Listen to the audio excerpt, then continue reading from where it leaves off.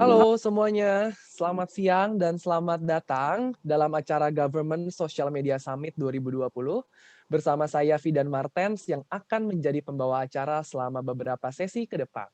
Nah, Government Social Media Summit adalah acara yang didesain sebagai solusi dengan tujuan untuk terus meningkatkan kinerja komunikasi publik pemerintah melalui media sosial dan menghasilkan referensi standar dalam pengelolaan media sosial pemerintah baik kementerian, lembaga, dan pemerintah daerah. Nah, tahun ini menjadi kali kedua diadakannya Government Social Media Summit atau GSMS dan menjadi momen yang spesial nih karena meskipun di tengah pandemi seperti ini GSMS tetap mengoptimalkan dengan menghadirkan 5 sesi yang berjalan dari tanggal 27 November hingga 29 November 2020. Nah, tanpa mengulur waktu lebih lama lagi, kita akan langsung memulai sesi ketiga kita dengan judul Lalu Lintas Percakapan dan Kampanye Politik di Media Sosial. Wow, nampak seru sekali ya kalau dari topiknya saja sudah lagi hangat-hangatnya sekali gitu ya. Nah, untuk menemani sesi ketiga ini sudah hadir 2 pembicara kita yang luar biasa sekali dan langsung saja ya kita sapa-sapa sedikit gitu ya. Kalau bisa nih kedua pembicara kita bisa on videonya dan juga menyapa-nyapa rekan-rekan yang hadir ya. Yang pertama, kita sudah kehadiran Bu Koirunisah Nur Agustianti atau biasa disapa dengan Mbak Ninis selaku Direktur Eksekutif Perludem. Halo Mbak Ninis, selamat siang. Halo Mas Fidan, apa kabar? Halo, iya baik nih. Gimana kabar Mbak Ninis juga? Alhamdulillah baik. Oke, sudah siap ya kita nanti ngobrol-ngobrol ya di sesi ini ya? Siap.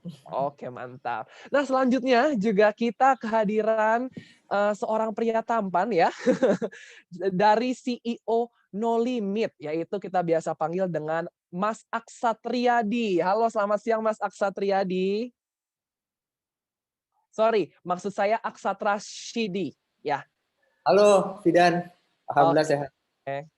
Mas Aksat Rashid, oke. Mas Aksat, gimana nih kabarnya Mas Aksat? Alhamdulillah sehat. Oke. Nah, Mas Aksat ini, kalau saya boleh kasih, ini ya sedikit, penggambarannya Mas Aksat ini istilahnya taman puri. Tahu nggak Mas ada istilahnya ini? Taman Puri. Taman Belum. puri ini istilahnya tampan menawan pujaan para wanita. Cia elah. Bercanda ya Mas ya, oke. Nah, kita, tanpa berlama lagi kita akan langsung memulai. Saya akan membukanya dengan sebuah pantun. Ke pasar bareng Gigi, pulangnya makan daging iga. Tanpa basa-basi lagi, mari kita mulai sesi ketiga. Oke. Saya, langsung saja nih yang pertama akan ngobrol-ngobrol sedikit dengan Mbak Ninis terlebih dahulu. Oke, Mbak Ninis, eee kalau ini kan kita lagi tahu ya Mbak Ninis bahwa tanggal 9 Desember ini itu kita akan melakukan pilkada serentak nih ya. Nah, kalau dari, Perludem sendiri sendiri atau Perkumpulan untuk Pemilu dan Demokrasi, itu kira-kira bisa dijelaskan dulu nggak sih sebenarnya Perludem itu apa gitu? Oke, Perludem itu Mas Fidan, kami lembaga masyarakat sipil ya, non government organization. Nah, jadi fokus kerja kami ya sehari-hari itu melakukan riset, advokasi gitu ya, pemantauan pemilu, training ya terkait dengan isu pemilu dan demokrasi. Nah, termasuk juga irisan-irisan isu yang terkait dengan pemilu dan demokrasi. Misalnya soal teknologi dalam pemilu, sosial media dalam kampanye gitu ya, soal perempuan. Jadi seputar itulah kira-kira kerjanya Perludem gitu. Nah, kalau ditanya ceritanya kapan berdirinya, kami berdiri sejak tahun 2004 sebetulnya. Jadi kalau teman-teman dulu pernah dengar ya istilah pengawas pemilu. Nah, jadi dulu itu alumni-alumninya pengawas pemilu itu membentuk sebuah organisasi yang namanya Perludem ini. Nah, tapi kemudian seiring berjalannya waktu, kemudian status organisasi kami berubah jadi yayasan itu mulai tahun 2011. Nah, jadi sebetulnya kalau ditanya aktif-aktifnya itu ya sejak 2011 sampai sekarang. Oke, jadi awalnya berawal dari alumni pengawas pemilu seperti itu ya, Ya. lalu berubah menjadi sebuah yayasan tahun 2011 yang dinamakan dengan Perludem. Oke, Mbak Ninis, selamat dulu ya karena sebagai direktur eksekutif gitu ya dari kepengurusan baru ini. Nah, Terima boleh kasih. dijelaskan nggak sih, Mbak Nini sebenarnya misinya dari keberadaan Perludem itu bagaimana sih? Ya, kami sebetulnya ingin mewujudkan tata kelola penyelenggaraan pemilu yang sesuai dengan prinsip dan nilai demokrasi ya, yang jujur, yang transparan, akuntabel gitu ya. Kami sebetulnya mendorong itu gitu, termasuk juga mendorong stakeholders yang terkait, jadi kayak penyelenggara pemilunya, peserta pemilunya, pemilihnya gitu ya juga bisa mendorong tata kelola penyelenggaraan pemilu yang sesuai dengan prinsip dan nilai demokrasi tadi gitu. Gimana kita mendorong sebuah sistem penyelenggaraan pemilu yang tidak sekedar prosedural aja gitu kan, selama ini kritiknya gitu ya, pemilu kita masih sebatas prosedural gitu, tapi kita juga mendorong supaya ke arah yang lebih substantif lagi. Kira-kira gitu Mas Fidan. Oke, baiklah. Jadi intinya, ingin membantu pemilu ini menjadi lebih baik gitu ya, menjadi sesuai dengan kaedahnya, sesuai dengan Ya. peraturannya, tidak hanya prosedural saja, tapi benar-benar dilakukan dengan baik gitu ya. Ya. Oke, kita akan ngobrol sedikit dulu nih ke Mas Aksat gitu. Mas Aksat, ini kan, berasal dari instansi No Limit ya. Nah, kalau dijelaskan, boleh nggak sih lebih dijelaskan lagi gitu, No Limit itu sebenarnya perusahaan yang bergerak di bidang apa sih? Oke, kita udah 10 tahun, dari 2010, kita memang bergerak di bidang sosial media monitoring. Jadi memang kita memantau semua percakapan di media sosial, dari mulai Twitter, Facebook, YouTube, Instagram, online news, blog, dan forum. Jadi di sini kita pantau sehingga mungkin kalau kita lihat ke brand, ataupun ke politik, ataupun government, kita bisa tahu apa yang diomongin terhadap dia, terus siapa yang ngomongin, apa yang diomongin, apakah positif atau negatif, sehingga memang bisa mendukung pengambilan keputusan ya bagi para pemangku kebijakan tadi. Jadi harapannya uh, dia bisa melihat dari sosial media kira-kira apa sih yang dipersepsikan publik, sehingga memang ketika dia melakukan mungkin kalau pemerintah kebijakan A atau B, dia tahu berapa yang banyak yang kontra atau berapa yang pro, dan kalau kontranya kenapa.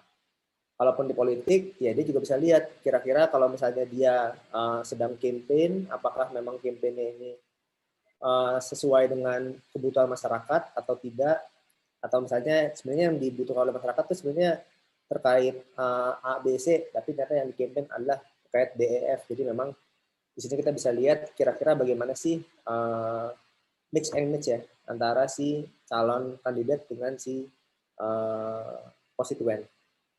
Itu kira-kira Mas Yudan. Oke, berarti, melakukan analisa sosial media seperti itu ya, dan harapannya output-nya nanti akan, melihat persepsi publik gitu ya, harapan akhirnya gitu, membantu untuk adanya persepsi publik dan mungkin menganalisa hal-hal, yang terkait gitu dengan terutama ke arah-arah media sosial, seperti itulah ya Mas Aksat Betul, ya? betul. Lalu, nah Mas Aksat, berhubungan dengan sesi kita kali ini gitu, kita kan sedang menuju Pilkada 2020 ya.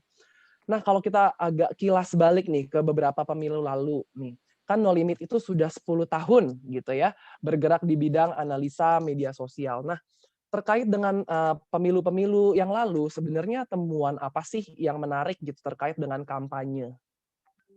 Oke, jadi karena kita udah 10 tahun, kita sebenarnya melihat sosial media ini baru mulai digunakan oleh politik ya. Ini ada slide juga. Itu dari 2012 sebenarnya. Baru 2012 itu ketika Pilkada Jakarta. Jadi waktu Pak Jokowi dan Pak Fauzi Bowo ya, Foke, disitulah lahir mungkin yang teman-teman tahu namanya Jasmed ya. Ya, dulu mungkin kita ngomongnya relawan ya, relawan sosial media. Nah, kemudian dia lanjut ke 2014, itu di mana Pilpres, itu tetap ada Jasmed juga. Itu ketika itu Jokowi dan Prabowo bertanding, dan sosial media sudah mulai banyak digunakan di sini sebenarnya. Jadi memang di sini tuh gampangnya itu masih baru mulai coba-coba lah gitu ya, tapi mulai dioptimalkan karena mereka melihat dengan campaign di US gitu ya waktu Barack Obama. Nah, kemudian dari situ ada 2017 di mana selama 14 sampai 17 itu sebenarnya memang banyak pilkada-pilkada yang ya mungkin meniru ya cara berkampanye segala macam, tapi memang belum optimal. Baru mulai marak lagi itu di 2017, yaitu waktu kemarin itu ketika Pilkada Jakarta ada 3 calon, Ahok, Anies, dan AHY. Nah, disinilah mulai muncul mungkin yang kita sebut adalah polaritas ya.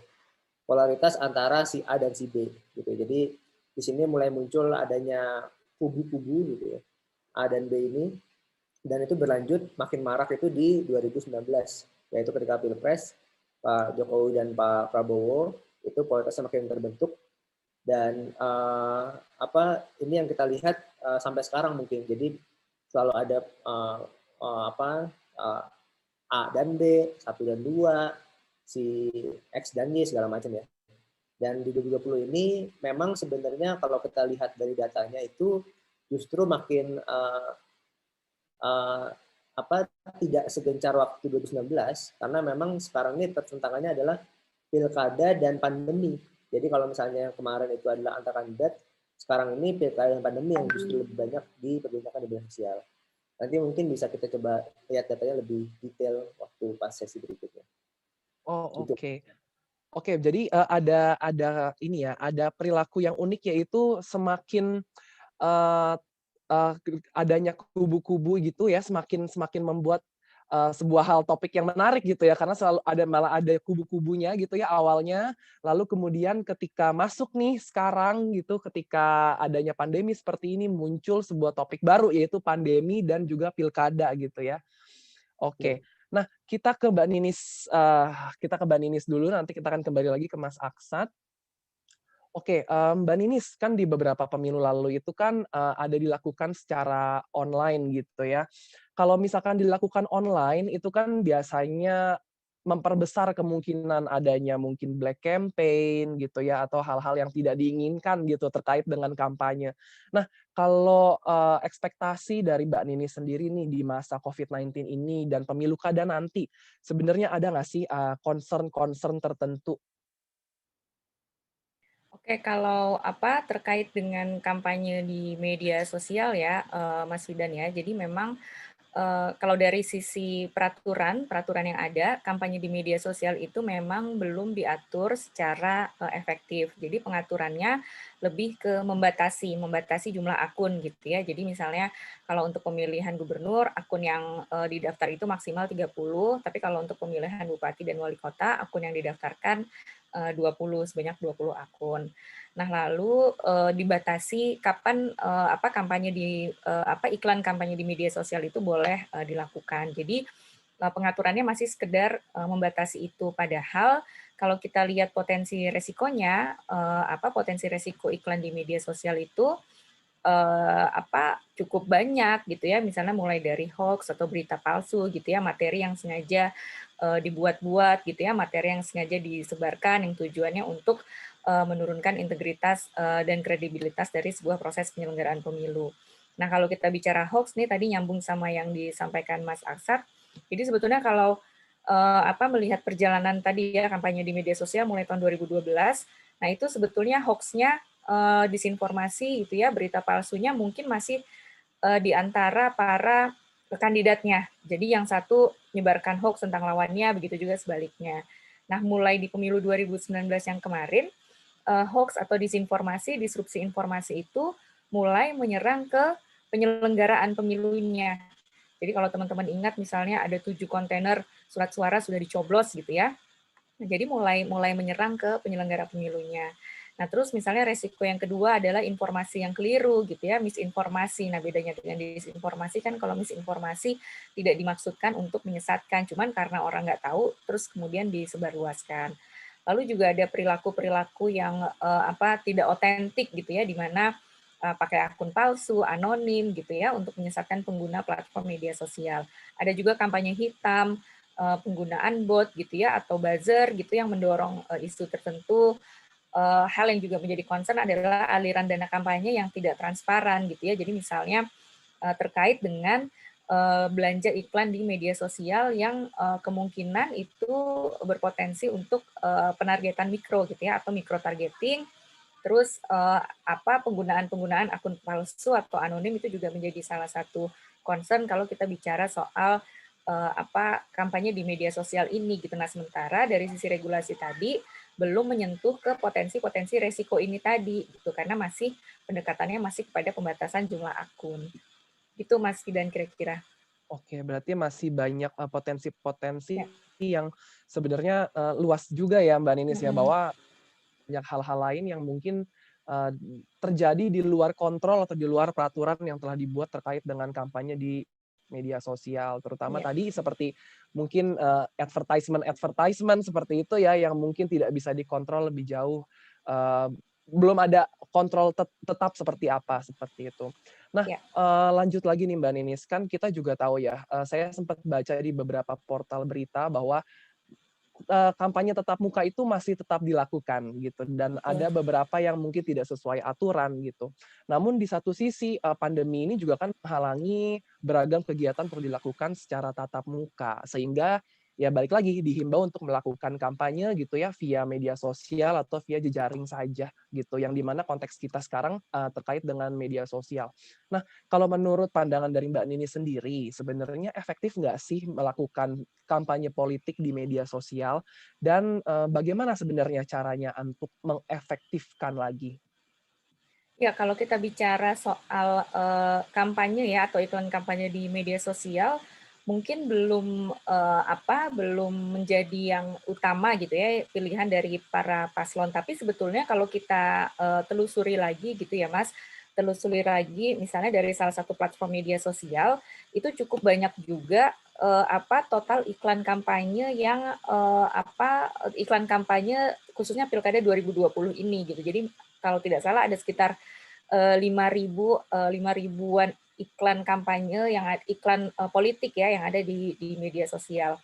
Nah, kalau ditanya mungkin kalau dari sisi pasangan calon atau dari sisi peserta pemilu, mereka merasa untuk bisa lebih dekat dengan calon pemilihnya ya tatap muka gitu ya, karena ada kekhawatiran misalnya kalau nggak ketemu langsung nanti dibilang sombong gitu ya, nanti nggak mau dekat dengan calon pemilihnya. Nah, tapi sebetulnya dari sisi pemilih atau pengguna, media sosial ini masih menjadi salah satu media di mana kita mencari informasi terkait dengan siapa pasangan calon yang sedang berkompetisi di daerah kita gitu. Karena sebetulnya kita bisa lihat kalau misalnya kayak orang-orang yang mungkin kesehariannya udah di isu pemilu gitu ya, misalnya saya tahu harus ke websitenya KPU gitu. Tapi kalau orang awam mungkin nggak tahu buka website KPU di sebelah mana nih kalau mau cari calonnya. Nah, sehingga media sosial itu sebetulnya masih juga menjadi sarana untuk kita tahu siapa sih calonnya ini gitu. Nah, sekarang kemudian yang perlu didorong adalah bagaimana supaya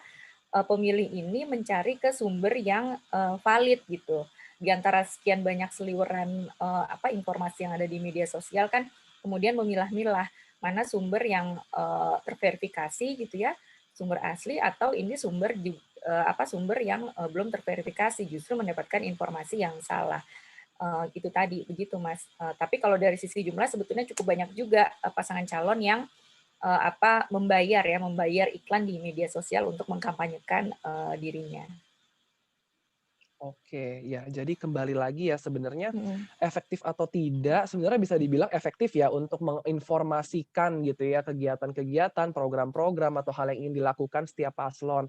Namun ini menjadi sebuah hal yang perlu diperhatikan untuk setiap pemilih, setiap masyarakat gitu ya yang akan memilih untuk lebih lebih lebih aware lagi bahwa semua informasi itu ada yang benar, ada yang tidak. Nah, eee, perlu adanya perilaku yang langsung melihat ke sumber aslinya gitu ya, mungkin, langsung ke KPU atau mungkin eee, ke akun yang terverifikasi dengan paslonnya yang bersangkutan gitu. Jadi nggak ada, informasi-informasi yang aneh atau yang tidak sesuai yang diterima oleh masyarakat.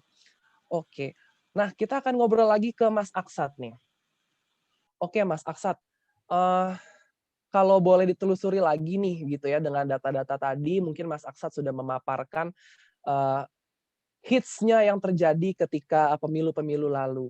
Nah, kalau misalkan menurut Mas Aksat sendiri nih, tren-tren yang terjadi di pemilu lalu ini kira-kira akan terjadi kembali nggak sih Mas di pemilu kada 2020 ini? Oke, jadi kita kan pantau terus ya setiap bulan seperti apa sih pergerakan data itu di media sosial. Memang kalau kita lihat datanya waktu Oktober kemarin itu sebenarnya kalau kita lihat secara hari-harinya itu tadi yang disampaikan bahwa kalau yang tadinya antara tiap kandidat, kalau sekarang itu memang fokusnya adalah antara pilkada versus pandemi. Jadi di sini memang kalau dilihat datanya sebenarnya nggak terlalu banyak kalau dibandingkan pilpres ya. Kalau misalnya di pilpres itu bisa 100.000 per hari. Kalau di sini itu hanya 10 ribuan per hari. Jadi memang, tapi yang bisa di-highlight adalah banyaknya itu terkait pelanggaran protokol kesehatan dan permintaan netizen untuk menindak Bawaslu supaya tegas ketika melakukan pelanggaran pilkada ataupun protokol kesehatan. Jadi memang pelanggaran pilkadanya lebih ke arah protokol kesehatan ya. Jadi memang di sini concern netizen itu lebih ke arah COVID, tidak lagi ke arah kandidatnya. Dan ini juga kita lihat memang sebenarnya karena di pilkada kali ini kan kalau provinsi ya, kalau kita lihat di sini memang sebenarnya banyaknya itu justru di luar Jawa kalau provinsi. Jadi di Sumatera, di Riau, di Kalimantan, di Sulawesi, sehingga memang ini juga berpengaruh di mana mungkin magnitudenya tidak setinggi ketika dia memang mungkin di Jakarta atau di Jawa Barat atau Jawa Tengah gitu ya. Begitu pula ketika di kota itu paling tinggi hanya 14.000 gitu ya. Jadi memang secara pembicaraan itu tidak terlalu banyak dan kita melihat tren di 2019 kemarin tidak terulang sih, maksudnya artinya sekarang orang lebih fokusnya justru ke COVID ya, COVID pandemi segala macam, dan memang mereka kampanye pun mencoba beradaptasi dengan kebiasaan baru. Jadi memang kayak tadi mungkin lebih banyak kayak bagi-bagi masker, bagi-bagi hand sanitizer, ataupun yang disorot lebih ke kok calon ini kok dia nggak meletakkan protokol kesehatan sih segala macam, instead of dia adu gagasan ya, adu gagasan. Kalau biasanya kalau misalnya memang di kampanye sebelumnya mereka lebih lihatnya oh si calon A ini ada program satu, calon B ada program dua. Nah kalau sekarang memang lebih ke arah kok si calon ini kok melanggar protokol kesehatan, si calon B melanggar protokol kesehatan, jadi memang lebih ke arah situ. Kalau kita lihat memang trennya agak lumayan anomali ya, karena memang selama 10 tahun kemarin kita nggak pernah mengalami di situasi seperti ini gitu. Jadi memang kita juga lagi belajar juga ada data yang berbeda ketika di tahun 2020 ini. Begitu Mas Widan. Oke, ya berarti memang terbukti ya pandemi ini cukup powerful untuk mengubah topik-topik terkait dengan pemilu kada sampai akhirnya pemilu kada pun orang-orang jadi lebih fokusnya ke pandemi dan juga protokol gitu ya terkait dengan ini. Wow, oke. Nah, kita balik lagi nih ke Mbak Ninis ya. Mbak Ninis,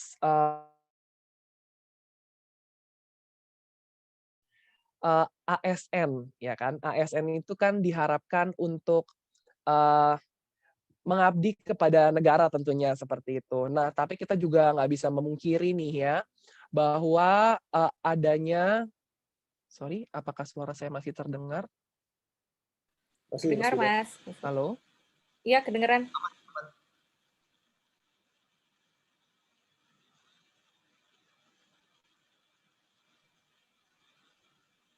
Masih Agak nge-lag tapi kedengeran kok. Kalau suaranya kedengeran kok. Mungkin Iya, videonya agak suaranya kedengeran, iya.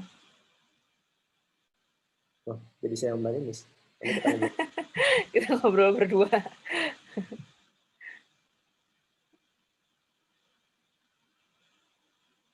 Saya wawancara Mbak Ninis.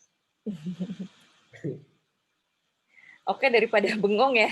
Tapi tadi kan saya udah nangkep arahnya nih soal ASN ya. Tadi yang mau ditanyain Mas Fidan kan soal ASN gitu ya, bahwa betul tadi apa Mas Fidan sampaikan ASN itu harus netral gitu ya, karena apa kalau kita bicara pemilu kan memang kedaulatan itu ada di tangan rakyat gitu. Nah, tapi memang ada apa sebagian rakyat gitu ya, sebagian masyarakat yang haknya itu dibatasi gitu ya. Karena apa? Karena mereka adalah alatnya negara. Ada ASN, ada TNI, dan juga ada Polri.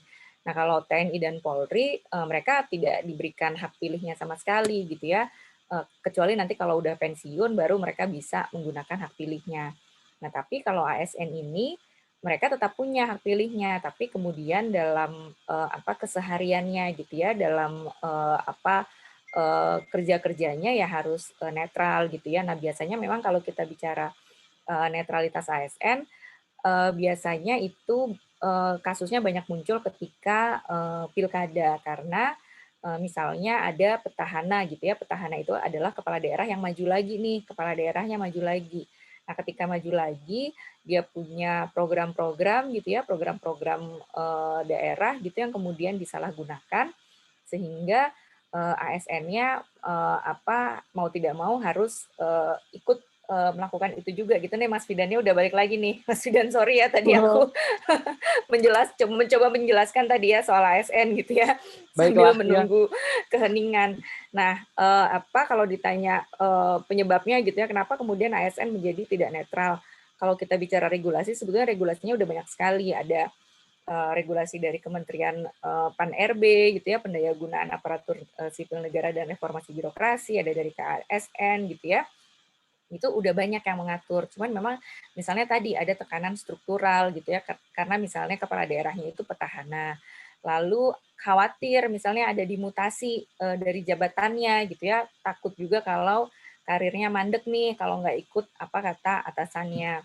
Terus misalnya ada juga tukar jasa, kepentingan pragmatis dan sebagainya gitu. Nah mungkin bisa ditampilkan ya slide-nya tadi yang soal ASN. Jadi memang apa rigid sekali memang untuk ASN untuk like aja gitu nggak boleh nih untuk sekedar like di apa postingan status di media sosial gitu ya, ada foto di like itu bisa ada indikasi tidak netral gitu. Nah di sini kalau kita lihat kategori pelanggaran ASN untuk kampanye atau sosialisasi di media sosial itu ada 21,3%. Jadi ASN-ASN yang mungkin secara tidak sadar tadi bikin status gitu ya, nge-like atau dislike gitu. Ada juga pendekatan ke partai politik tertentu, itu 21,5%. Mengadakan kegiatan yang mengarah pada keberpihakan kepada salah satu pasangan calon, ada 13,6%. Lalu memasang baliho gitu ya, atau spanduk dirinya. Jadi misalnya dia mau maju sebagai calon kepala daerah atau calon wakil kepala daerah. Atau juga ada yang membuat keputusan yang dapat menguntungkan atau merugikan pasangan calon.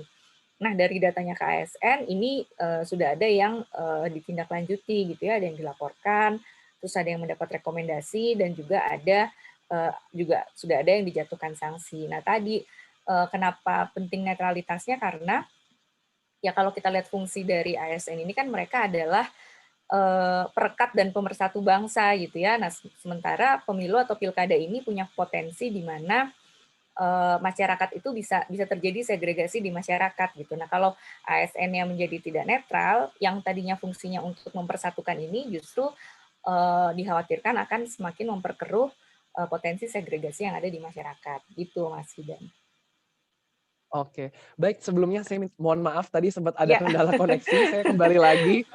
Terima kasih Mbak Ninis untuk penjelasannya ya, dan semoga tadi tetap, dapat dijelaskan dan, rekan-rekan juga tetap mendapatkan, jawaban dari pertanyaan tadi. Tapi memang betul sekali, seperti yang, tadinya ingin saya tanyakan, itu berkaitan dengan ASN dan tentunya harapannya ASN itu tetap netral gitu ya Mbak Ninis ya, meskipun, terjadi fragmentasi lah gitu ya, atau hal-hal yang berbeda, pandangan-pandangan berbeda terkait dari setiap, paslon gitu ya, tetap saja ASN perlu netral.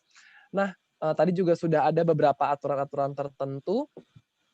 Nah, tapi kita juga, nggak bisa memungkiri nih Mbak Ninis, bahwa memang kadang ada beberapa akun-akun media sosial yang secara gamblang gitu ya, menunjukkan ketidaksetujuan atau ketidaksukaannya gitu ya terhadap, sebuah paslon atau program-program yang dibuat gitu, atau mungkin kebijakan-kebijakan dari pemerintah seperti itu. Nah, terlepas dari ASN maupun bukan gitu ya, kita berbicara mengenai, kita sebagai masyarakat Indonesia gitu. Sebenarnya hal apa sih sebenarnya yang perlu kita perbaiki sebagai warganet terkait dengan tadi, adanya ketidaksetujuan, terhadap peraturan tertentu gitu yang kita tunjukkan gitu di media sosial. Apa sih kira-kira yang perlu diperbaiki? iya, apa, kalau kita bicara soal, ekspresi ya, kebebasan berekspresi, memang kalau mau mengatur media sosial, memang pendekatannya tidak bisa pendekatan, membatasi gitu ya, karena bagaimanapun juga, masyarakat itu boleh, berekspresi gitu ya terhadap sebuah kebijakan, atau memberikan kritik gitu ya kepada pemerintah ataupun kepada siapapun gitu ya. Tapi memang kalau dikaitkan dalam konteks pemilu atau pilkada ini yang sebagai warga gitu ya, tentu kita harus sejalan dengan prinsip pemilu tadi gitu ya, misalnya menjunjung tinggi pemilu yang jujur, yang adil gitu ya, yang akuntabilitas gitu ya, transparan. Nah, hal-hal seperti itu sebetulnya yang perlu kita punya gitu ya ketika kita mau melakukan sebuah kritik ataupun apapun masukan gitu ya kepada pihak-pihak tertentu gitu. Jadi kerangka bingkai ini sebetulnya yang tidak boleh disalahgunakan juga gitu ya, jangan juga mentang-mentang bebas gitu ya, tapi bebasnya tidak ya udah suka-suka hati gitu. Nah, makanya sebetulnya kalau mau efektif pendekatan dari sisi regulasi ya tidak dalam kerangka membatasi gitu ya, tapi dalam kerangka bagaimana menjaga kontennya tadi supaya kontennya tidak konten-konten yang tersebar justru konten-konten yang negatif. Nah, kami sendiri sebetulnya di Perludem dan beberapa teman-teman masyarakat sipil yang lainnya gitu ya mendorong adanya kode etik nih. Kode etik ini yang semacam komitmen kelompok gitu ya, nggak hanya dari pengguna tapi misalnya juga dari tim pasangan calon gitu, gimana mereka akan melakukan cek fakta dulu kalau membuat pernyataan atau ketika mereka mau menyebarkan informasi gitu ya juga melakukan cek fakta. Terus mereka dari tim pasangan calon juga selalu didorong untuk menggunakan akun-akun yang resmi gitu ya, yang tidak manipulatif, harus menghormati juga setiap pandangan yang berbeda. Nah, dari platform media sosial harapannya juga kalau dari kode etik ini ya mereka hanya akan mempromosikan konten-konten yang dari akun resmi juga, yang otentik gitu ya, menerapkan cek fakta dulu, terus bisa menerapkan prinsip-prinsip dasar kebebasan berpendapat gitu ya, lalu juga memfasilitasi kebutuhan yang muncul untuk meminimalisir resiko-resiko tadi. Nah, dari masyarakat sipil harapannya aktif nih konsisten mendukung secara proporsional memberikan atensi terhadap peserta pemilu, kandidat gitu ya, memberikan kritik yang positif dan juga mendorong media massa gitu ya. Ya tadi itu kalau misalnya ada berita-berita yang tidak benar, yang tidak valid, kemudian bisa mengkritisi, membedah gitu ya, atau mengungkapkan konten yang sebenarnya seperti apa. Nah, saya rasa kan kita selama ini selalu mendorong digital literasi nih. Nah, cuman digital literasi seperti apa yang bisa kita lakukan? Apa yang bisa kita dorong ke masyarakat? Nah, saya rasa mulai dari tadi membuat komitmen gitu ya, atau buat kode etik bersama multi stakeholders yang tadi gitu ya menjaga komitmen bersama ini supaya kampanye di media sosial ini bukan berarti sesuatu yang liar atau yang sama sekali kita nggak bisa atur gitu. Oke, berarti sebenarnya kalau saya boleh rangkum sedikit bahwa sebenarnya kritik itu nggak apa-apa yang membangun gitu ya, asalkan tidak ada hoax atau mungkin ujaran kebencian gitu ya. Dan memang sekali lagi saya juga mengapresiasi gitu ya Perludem memberikan sebuah pandangan baru bahwa namanya kode etik bersama itu perlu dan menjaga komitmen itu juga perlu. Mungkin tidak hanya, beberapa aspek atau beberapa elemen saja, tapi seperti media pun gitu ya, paslonnya sendiri, masyarakatnya juga, itu perlu ada sebuah kesinambungan nih komitmen untuk mendapatkan informasi yang sesuai, melakukan, pencarian informasi juga harus yang benar gitu ya, jangan begitu terima informasi di, sebuah media sosial gitu ya atau chat platform gitu terus kemudian langsung di-share tanpa ada basa-basi gitu ya. Itu kan kadang-kadang suka membuat adanya informasi yang tidak sesuai. Nah, oke Mas Aksat nih, mau nanya juga nih Mas Aksat. Kalau dari, analisa Mas Aksat nih, ada nggak sih 10 topik terkait dengan pemilu kada yang terekam oleh No Limit? Oke, jadi kebetulan kemarin udah kita coba lihat datanya ya. Jadi kan kita pantau tiap bulan. Nah, selama bulan Oktober itu ini 10 topik yang ada selama sebulan. Jadi memang pertama itu tetap tadi harapan penerapan protokol gitu ya. Jadi memang orang masih ngomong terkait protokol kesehatan. Kemudian isu kedua adalah terkait ajakan masalah pilkada. Nah, kejadian pelanggaran ini nggak terlalu banyak, ya 4.000. Kemudian ada lagi masalah netizen meminta Bawaslu untuk lebih tegas.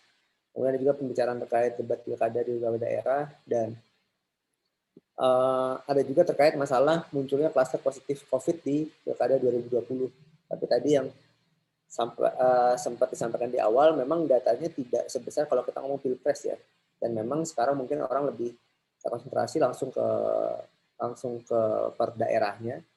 Dan karena daerahnya itu juga tidak sebesar mungkin Jawa Barat, Jawa Tengah, Jawa Timur gitu ya. Walaupun ada Surabaya, tapi tetap ini secara angka memang masih jauh di bawah pilpres gitu ya. Tapi memang kalau dilihat di sini secara gambaran besar, isu-isu yang berkembang masih kaitannya antara pilkada versus COVID atau pandemi ya. Jadi kaitannya ke pemangku kebijakan pun kayak terkait Bawaslu, mungkin dia meminta untuk menindak pelanggaran pilkada terkait protokol kesehatan, atau misalnya waktu pas kemarin deklarasi mungkin ada yang sampai berkumpul, sampai datang beramai-ramai, nah itu yang diwaspadai oleh netizen. Jadi memang mereka jauh lebih mementingkan kesehatan dibandingkan konsentrasi politik ini, kalau kita lihat di media sosial. Begitu kira-kira Mas Yudan. Oh, oke. Berarti memang balik lagi ke data tadi ya, bahwa memang ada fokus masyarakat tuh terhadap protokol kesehatan dibandingkan dengan programnya atau tergantung dengan hal-hal terkait politiknya itu sendiri gitu ya. Tapi kalau saya lihat tadi ada banyak sih ya, ada yang mengapresiasi juga, ada yang mulai mengapresiasi bahwa tindakan tegas sudah mulai dilakukan, ada yang berlawanan juga nih yang mengharapkan lebih tegas gitu ya. Jadi banyak sekali perspektif berbeda dari masyarakat nih datang. Nah, berkaitan dengan No Limit sendiri nih, Mas Aksat, kan ada sebuah produk menarik nih yang namanya No Limit Insight Politik. Nah, boleh dijelaskan nggak sih lebih jauh kira-kira bagaimana publik atau mungkin partai politik bisa memanfaatkan produk ini? Oke, jadi kalau misalnya politik ini memang kita memantau tadi ya tiap bulan. Tapi memang kalau ini kita di levelnya yang lebih general, jadi bukan spesifik per brand atau per partai. Jadi memang kita langsung semua partai kita coba monitor. Nah, seperti mungkin yang Oktober kemarin, di sini kita bisa lihat, misalnya di Oktober itu ternyata yang paling banyak dibicarakan adalah Partai Demokrat, PKS, dan Gerindra. Jadi kita bisa lihat, dan mungkin dari partai politik bisa tahu, oh ternyata sekarang ini yang lagi banyak adalah Demokrat. Kalau misalnya dia mungkin di PDIP atau di Golkar, dia tahu nih perkembangannya setiap bulan seperti apa. Next. Nah, kemudian juga kita bisa lihat sini bahwa kita biasanya ngelihat dari 4 kuadran ya. Jadi positif itu di kanan, negatif itu di kiri. Di sini kita bisa lihat kalau misalnya di kanan atas itu berarti dia populer dan positif. Kalau kita lihat PKS itu di waktu Oktober itu positif dan populer. Demokrat agak sedikit netral, maksudnya ya negatif tapi tidak terlalu kiri, tapi dia tetap populer. Nah, sisanya memang tidak terlalu banyak dibicarakan ketika di Oktober kemarin.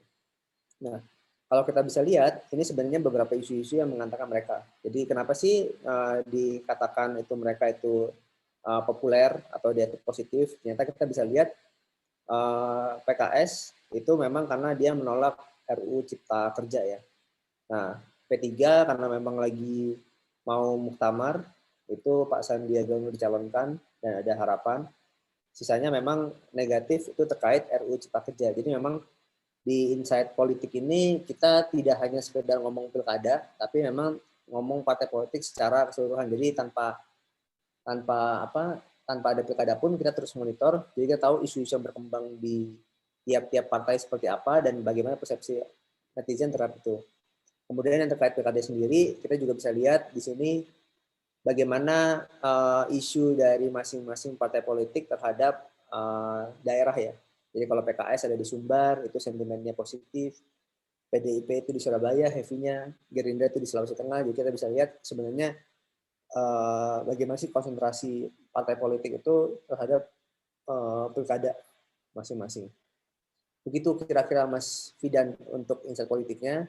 Dan kalau misalnya kita ngomong di masyarakat umum, mereka bisa lihat kira-kira apa sih isu yang lagi berkembang di sekarang. Jadi memang kan harapannya itu kita pinginnya adalah masyarakat itu tidak hanya tahu partai politik itu hanya ketika mendekati pemilihan ya. Tapi kan kalau kita ngomong politik itu kan memang kita konsistensi. Jadi memang selama 5 tahun ya kita mau tahu sebenarnya mana sih partai yang mungkin kan kalau ini bukan kita ngomong baik atau buruk tapi lebih ke arah yang cocok atau yang sesuai dengan aspirasinya si masyarakat ini. Apakah mungkin tadi ada yang setuju dengan cipta kerja, ya mungkin mereka lebih condong ke situ, atau ada yang kontrol dengan cipta kerja, mereka condong ke situ. Jadi memang di sini kita ngasih gambaran umum bahwa bagaimana sih posisi masing-masing partai terhadap isu-isu yang berkembang di masyarakat sekarang. Begitu kira-kira Mas Widan. Oke, berarti kalau boleh dirangkum lagi bahwa ada dua sisi pastinya yang bisa memanfaatkan dari no limit insight politik ini, bahwa kalau dari partai mungkin bisa lebih tahu lagi nih kira-kira daerah mana sih gitu ya yang kira-kira banyak membahas mengenai partai saya misalkan gitu ya atau partai tertentu gitu. Jadi mereka dapat daerah-daerahnya juga dan kira-kira persepsi apa yang diomongin atau yang menjadi hits terkait dengan partai tersebut. Nah, kalau dari masyarakat karena balik lagi bahwa partai politik itu akan ada konsistensinya gitu kan, ada hal-hal yang kira-kira seperti apa sih yang dibahas oleh partai politik ini dan bagaimana hits-nya atau trennya, data-datanya seperti apa, masyarakat pun juga dapat melihat update-nya melalui No Limit Insight Politik itu. Nah, lalu Mas Aksat nih kalau misalkan kita lihat kan bahwa memang persepsi atau hal-hal yang didapat oleh netizen itu kan banyak gitu ya dan bisa berbeda-beda terkait satu partai politik gitu. Nah, kalau persepsi terhadap ketokohan politik atau partai atau program yang diusung sebenarnya gimana sih caranya No Limit untuk men-tracking hal-hal tersebut? Oke, jadi tadi yang saya sampaikan bahwa selain kita monitor secara general, nasional gitu ya, kita juga bisa monitor memang per provinsi ataupun per kota. Di sini kita coba ambil contoh case-nya adalah mungkin Sulut ya, Sulawesi Utara. Yang pertama yang bisa kita lihat adalah masalah share of voice. Jadi bagaimana sih dia dibicarakan, ini ada 3 pasangan calon, Bu Kristiani, Pak Oli, dan Poni. Nah, ternyata memang heavy-nya di paslon Kristiani. Next. Kemudian kita juga bisa lihat tadi kita ngomong brand reputation. Nah, ini memang kebetulan di Oktober itu cukup tinggi ya, Bu Kristiani. Tapi memang kan yang kita sampaikan itu bahwa politik ini bisa berganti dengan cepat ya. Jadi mungkin kasusnya yang di Pilkada Jakarta itu hanya salah ngomong satu kalimat aja itu bisa sampai demo di Monas ribuan orang gitu. Jadi memang politik ini kan sangat-sangat dinamis ya. Dan why memang kita harus monitor itu secara harian ataupun mingguan. Terus lagi, nah ini kita juga bisa lihat persepsi gitu ya. Jadi kalau tadi ngomong masalah ketokohan, kita ingin tahu nih sebenarnya orang-orang ini kebanyakan ngomong positif ke kita itu karena apa sih? Karena mungkin masalah pengalaman atau karena kerjanya sudah nyata atau karena masalah ada kebijakan apa gitu ya. Jadi ini di sini kita bisa coba meningkatkan nilai plus kita dengan mengetahui persepsi positif dari si pasangan calon. Ini juga kalau kita ngomong sektor, jadi kalau tadi kita bilang bahwa sebenarnya yang dibicarakan masyarakat itu kebanyakan adalah di Sulut ya. Ini bulan Oktober itu kesehatan, infrastruktur sama keamanan. Sedangkan Bu Kristiani lebih banyak ngomong terkait sosial, dari bantuan, kemudian terkait bansos, BLT segala macam. Kalau Pak Oli lebih terkait agama. Jadi nanti sebenarnya di sini bisa lihat apa sih yang sebenarnya dibicarakan masyarakat yang paling penting dirasakan oleh masyarakat itu apa di kota di provinsi itu atau kota itu. Tapi ternyata yang dikampanyekan oleh si paslon ini sebenarnya nggak match sebenarnya gitu ya. Jadi memang harapannya ketika mungkin ada paslon yang punya si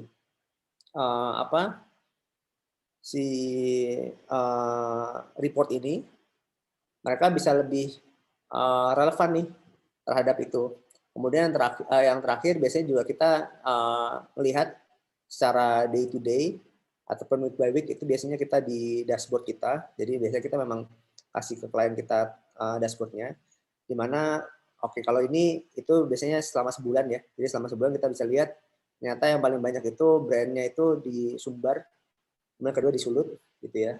Nah, Nyata kalau misalnya kita lihat mungkin di minggu pertama itu justru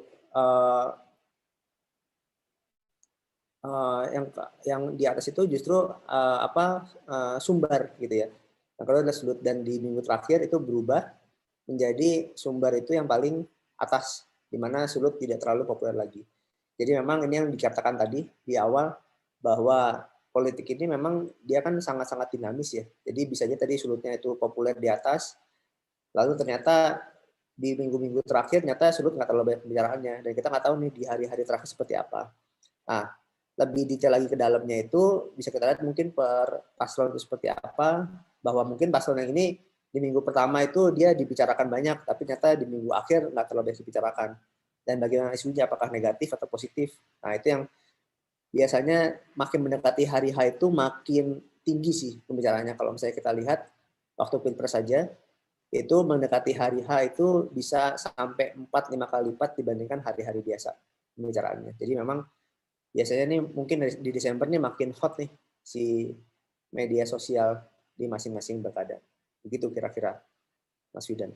Oke, berarti sebenarnya, balik lagi ya, caranya adalah dengan melihat bahwa ada kata-kata kunci tertentu gitu ya, terkait dengan, setiap paslon dan bisa dilihat dari kata-kata kunci tersebut apakah ada persepsi yang bisa disatukan seperti itu. Sehingga tadi muncul data, kalau saya boleh, bahasa saya itu seperti coding gitu ya, seperti ada kata-kata kunci lah seperti itu, highlight-highlight kira-kira seperti apa sih, persepsi yang dibangun dan, harapannya data-data tersebut dapat menjadi sebuah, strategi, mungkin seperti itu, strategi yang dapat dipikirkan kembali apakah memang, mungkin branding gitu ya, apakah sesuai dengan yang diharapkan atau tidak dan, mungkin setelah itu bisa membuat adanya strategi baru atau merancang strategi lain yang lebih sesuai ke depannya.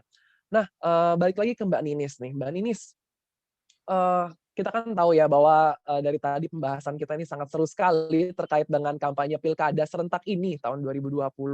Nah, kalau dari pandangan Mbak Ninis sendiri nih, ada nggak sih 3 hal yang menjadi masalah prioritas gitu, yang menjadi sebuah masalah prioritas menurut Perludem atau menurut Mbak Ninis sendiri?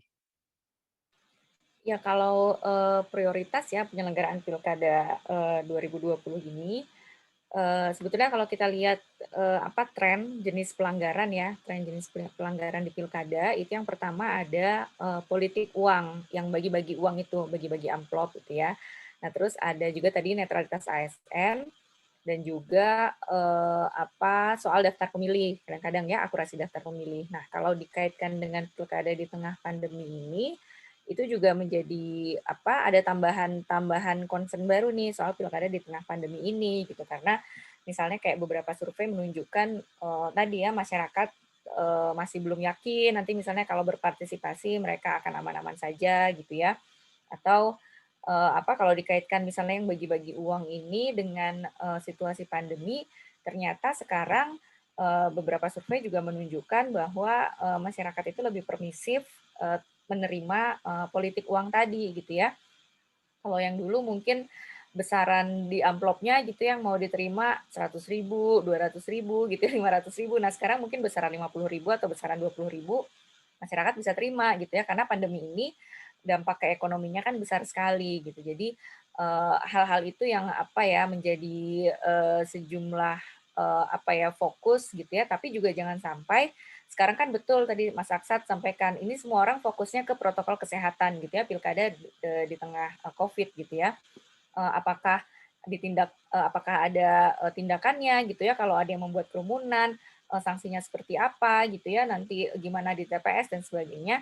Tapi sebetulnya jangan sampai juga karena semuanya sekarang fokus ke protokol kesehatan, tadi nih kita masih punya masalah, bawaan pilkada gitu ya, yang bawaan pilkada yang terus-menerus, muncul di pilkada kemudian menjadi tidak terawasi, secara efektif gitu, karena semua konsentrasinya ke protokol kesehatan, termasuk juga pengawasan kampanye di media sosialnya gitu. Jadi, pengawas pemilu jangan sampai karena udah banyak banget nih misalnya yang diurusin, ngurusin protokol kesehatan, ngurusin politik uang, ngurusin netralitas ASN, terus kan mereka juga harus mengawasi kampanye di media sosial gitu, itu tugasnya mereka juga. Jangan sampai, ya jadi nggak efektif gitu ya, kampanyenya menjadi tidak pengawasan di media sosial tidak efektif, justru tadi resiko-resiko kampanye di media sosial ini justru semakin semakin berkembang karena tidak adanya pengawasan yang efektif tadi. Oke, berarti memang, perlu adanya pengawasan yang lebih ketat lagi ya terkait dengan kampanye ini karena ada seperti yang tadi juga Mbak Nini sampaikan ada tren jenis pelanggaran yang semakin mendukung adanya, apa ya, seperti pelanggaran-pelanggaran, dari peraturan-peraturan tersebut gitu dan mendukung adanya hal-hal yang tidak diinginkan. Nah, kalau, membahas lagi tadi nih dengan peraturan terkait KPU, terkait dengan kampanye di media sosial nih, Mbak Ninis. Kan memang tadi lebih ke arah, jumlah akun media sosialnya, jumlah konten iklannya, waktu penayangan kontennya. Nah, sebenarnya ada nggak sih hal-hal lain yang harusnya diperhatikan terkait dengan peraturan kampanye di media sosial? Iya, kalau kita bicara soal kampanye di media sosial, tentu tadi ya selain, kontennya gitu ya, kita menjaga supaya kontennya itu konten-konten yang, positif gitu ya. Oke, kritik boleh, tapi juga bukan berarti, terus menghasut, fitnah, dan sebagainya.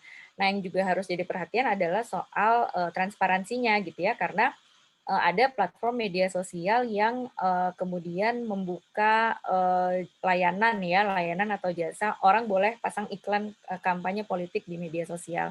Nah, mungkin, bisa ditampilkan juga ya. Jadi, slide selanjutnya. Nah, jadi ternyata kalau kita lihat di daerah-daerah ini itu, adalah 5 daerah, terbesar gitu ya, 5 daerah yang jumlah iklan kampanye berbayarnya terbanyak. Jadi ada di Sulawesi Tengah, Makassar, Surabaya, Sidoarjo, dan Kalimantan Tengah. Nah, kalau ini teman-teman kalau misalnya mau lihat lebih lanjut ya, itu bisa melihat di @library-nya Facebook. Saya rasa itu dokumen publik ya, bisa dibuka gitu ya. Jadi kita misalnya bisa ngelihat, oh ini misalnya nanti ada calon gitu ya, iklannya seperti apa, siapa yang membiayai, lalu berapa besaran biayanya, itu juga bisa dilihat di situ. Nah, kemudian karena ini banyak sekali iklannya gitu ya, mereka memasang iklan yang banyak ini, lalu transparansinya juga harus dibuka ke publik gitu ya. Misalnya ya berapa mereka bayar iklan ini berapa, karena kan pasangan calon itu harus melaporkan dana kampanyenya gitu ya secara bertahap, mulai dari laporan awal dana kampanyenya, lalu juga laporan sumbangannya gitu ya, lalu penggunaannya seperti apa, itu kan harus dilaporkan. Nah, besaran-besaran ini kemudian harus tercermin dalam laporan dana kampanye yang nantinya akan diserahkan oleh peserta pemilu kepada KPU gitu ya, dan kemudian nanti sama KPU akan diserahkan ke kantor akuntan publik untuk diaudit gitu ya. Jadi tidak sekedar memasang iklannya gitu ya, tapi juga dari sisi transparansinya sehingga kita tahu, masyarakat tahu, masyarakat berhak tahu gitu ini calon itu seberapa besar sih mengeluarkan biayanya gitu ya, lalu uangnya itu dipergunakan untuk siapa saja, uangnya dapat dari mana gitu ya. Kalau ada iklannya, iklan yang seperti apa gitu, itu juga perlu dipublikasikan gitu ya, perlu tercermin dalam laporan dana kampanyenya. Itu yang juga menurut saya penting gitu ya. Jadi kita tidak sekedar tadi pembatasan, tapi dari sisi transparansinya juga perlu diangkat. Nah, ini yang tampil di sini adalah kandidat-kandidat yang belanja iklan kampanyenya yang berbayar ya, itu terbanyak. Jadi yang pertama ada di Makassar, lalu ada di Manado, ada di Sulawesi Tengah, ada di Kalimantan Tengah, dan di Pilkada Surabaya. Nah, nanti kita bisa cek nih di laporan dana kampanyenya apakah betul tercantum gitu ya besaran-besaran yang sudah mereka keluarkan untuk kampanye di media sosial. Itu juga untuk melihat kejujuran dari pasangan calon ini gitu, Mas Fidan. Oke, berarti, kembali lagi highlight-nya adalah transparansi laporan ya, hal itu sangat penting sekali gitu, laporan keuangan Hmm. atau laporan dokumentasi atau kontennya seperti apa gitu, seperti apa bentuk hal-hal yang dilakukan gitu. Hal-hal apa aja sih yang, terkait dengan pendanaan yang dirancang tersebut itu perlu adanya laporan yang jelas dan transparan. Nah, lalu terkait dengan kampanye di media sosial dan penargetan audiens Hmm. nih Mbak Ninis. Sebenarnya, Perludem itu pernah nggak sih mengeluarkan pernyataan terkait dengan kerahasiaan data? Nah, mungkin boleh dijelaskan lebih lanjut nih Mbak Ninis.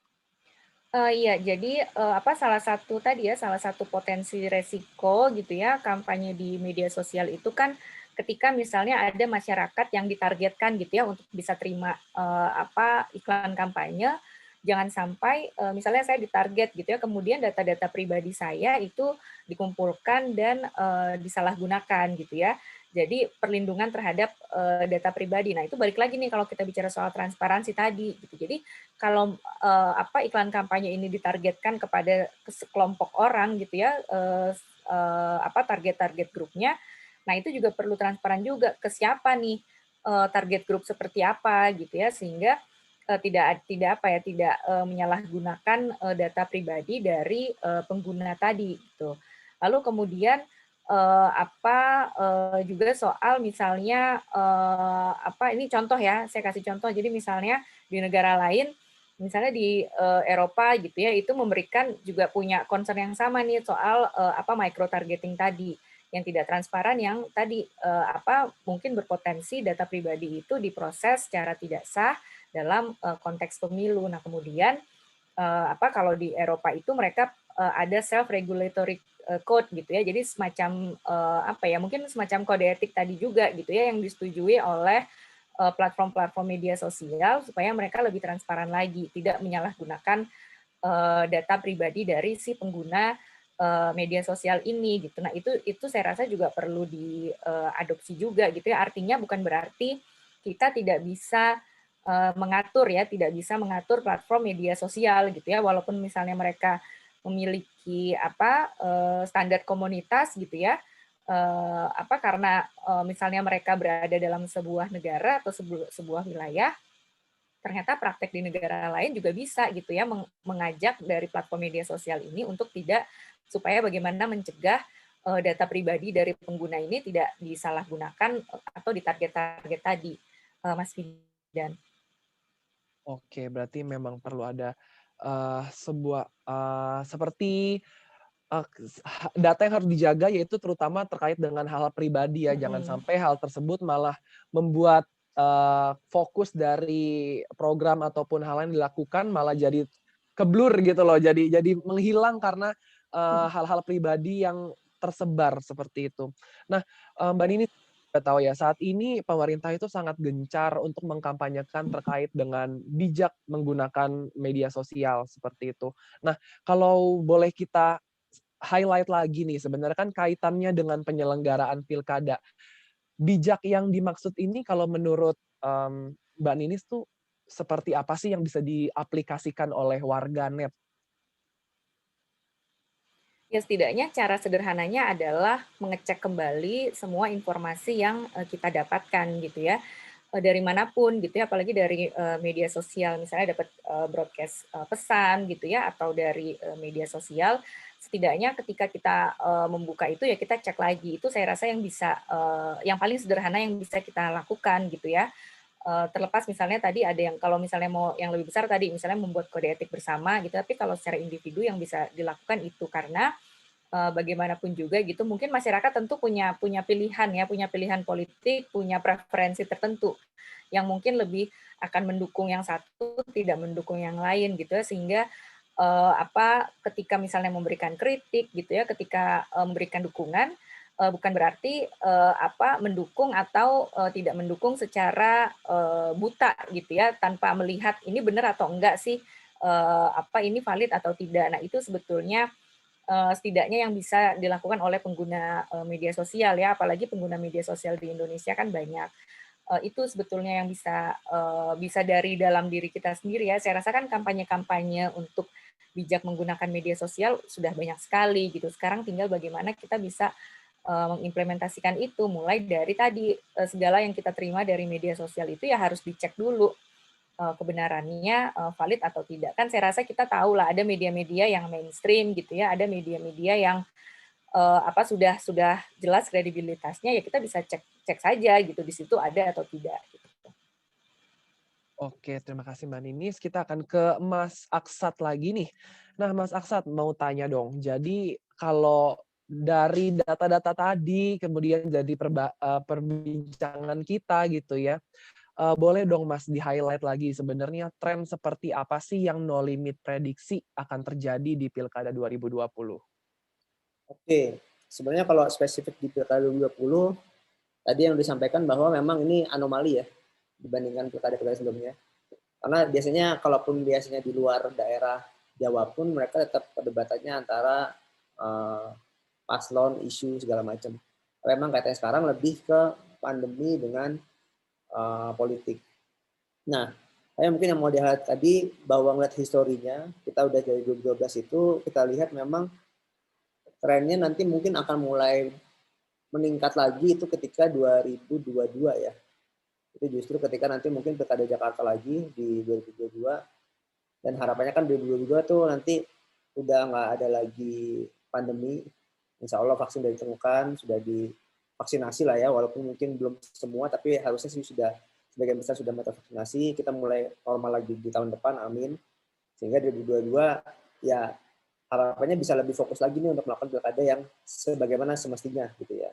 Nah, kemudian terus meningkat di 2023 itu mungkin ada pilkada Jabar, Jateng, Jatim, jadi mungkin juga pembicaranya akan tinggi dan puncaknya di 2024 nanti ketika Pilpres. Jadi kalau menurut prediksi kami di trennya itu adalah mungkin di tahun depan pun masih seperti ini nuansanya kalau ada pilkada. Tapi di 2022 nanti baru mulai akan hot lagi nih. Hot lagi artinya ya mulai akan ada banyak tadi debat terkait program ya. Kalau saya dulu mungkin waktu Jakarta itu ada kayak mungkin orang mengkritisi terkait DP 0%, apa segala macam. Jadi perdebatannya di situ gitu ya. Perdebatan yang sifatnya adalah lebih ke program. Mungkin kalau misalnya waktu Pilpres ada kartu-kartuan segala macam. Jadi memang perdebatannya isunya di situ.